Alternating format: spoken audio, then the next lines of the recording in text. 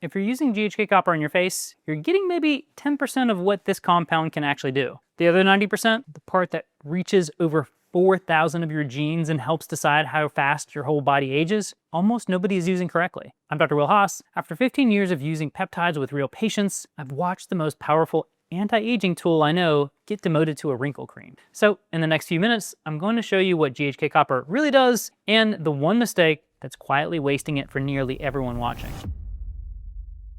It starts with something a researcher saw under his microscope in 1973, and it had nothing to do with skin. In 1973, a scientist named Dr. Laurent Picard was studying human blood when he noticed something strange. When he exposed old liver cells to a certain fraction of young human blood, those old cells started behaving like young cells again. The aging process in them appeared to slow down and partially reverse. So he kept pulling at that thread, and what he eventually isolated was tiny, just 3 amino acids attached to a single copper atom. He called it GHK-copper: glycine, histidine, lysine, and copper. Most people today only ever meet GHK-copper in a serum or a cream, so they assume it's just another ingredient for fine lines. But that's the surface. GHK-copper has been studied for its effect on over 4,000 human genes. Not genes for skin texture, but genes tied to how your body ages at a cellular level. And here's the part most people never hear. This isn't a foreign chemical. Your body already makes it. It's in your blood, your saliva, even your urine, and your body uses it around the clock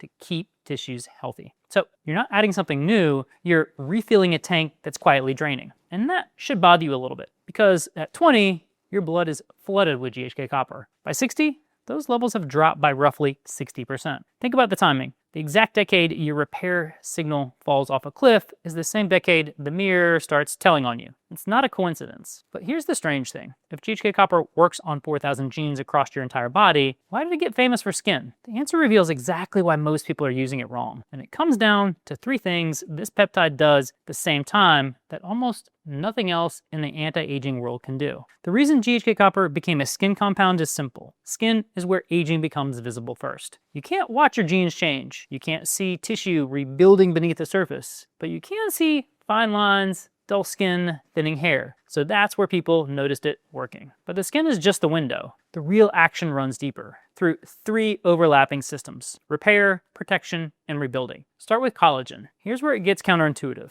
Most collagen boosters only know how to build. GHK copper does something smarter. It demolishes before it rebuilds. It switches on a crew of enzymes whose whole job is to tear out your old, damaged collagen, the scaffolding that's gone stiff and brittle with age. Then it lays down fresh structure in its place. It's the difference between painting over a cracked wall and actually replacing the drywall underneath. And that demolish then rebuild ability is exactly why it does something to scars and aging that a basic serum could never really do. But rebuilding structure is only useful if you've got the workforce to do it. Which brings up the second thing GHK copper does. It appears to wake up the repair cells in your skin and hair follicles. And this matters more than it sounds, because thinning hair and aging skin aren't really surface problems. They're signals that the repair crews underneath have slowed down. GHK copper seems to call those crews back to work. Now, here's where it goes beyond vanity. GHK copper was originally studied not for looks at all, but for wound healing and tissue repair. That's still one of the most important effects. It's also been studied for protective effects in lung tissue,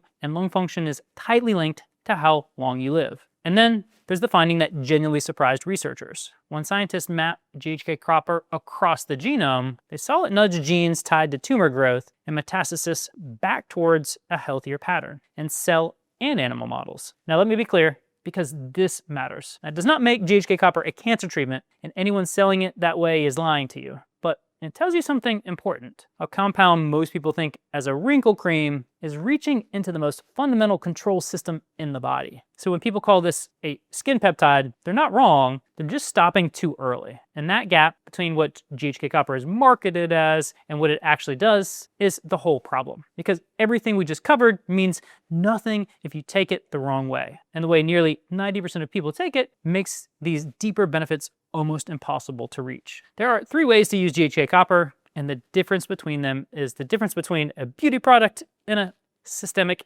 anti-aging tool. The most common is topical, creams and serums. It's the easiest route, and it generally makes sense if your goal is skin. Fine lines, texture, scars. You're applying it right there where you want the effect. But topical has a hard ceiling. It works mostly only where you put it. It doesn't circulate through the whole body in any meaningful way, so if you're rubbing on copper peptide serum expecting full body anti-aging, you're not going to get it. This is also why you'll sometimes see it paired with zinc thymulin in scalp formulas. That's still local support for the follicles, nothing more. So if topical can't reach the rest of the body, can swallowing it? This is where it gets a little messy. Oral GHK copper is the most debated route, and the reason is your digestive system. Your gut is built to break peptides apart. So when you swallow one, you never really know how much survives digestion and reaches your bloodstream in an active form. Because GHK is so small, some people argue it gets partially absorbed. Maybe, but the evidence for strong full body effects from oral GHK copper is far shakier than the internet makes it sound. Convenient, but the least predictable, which leaves the one route people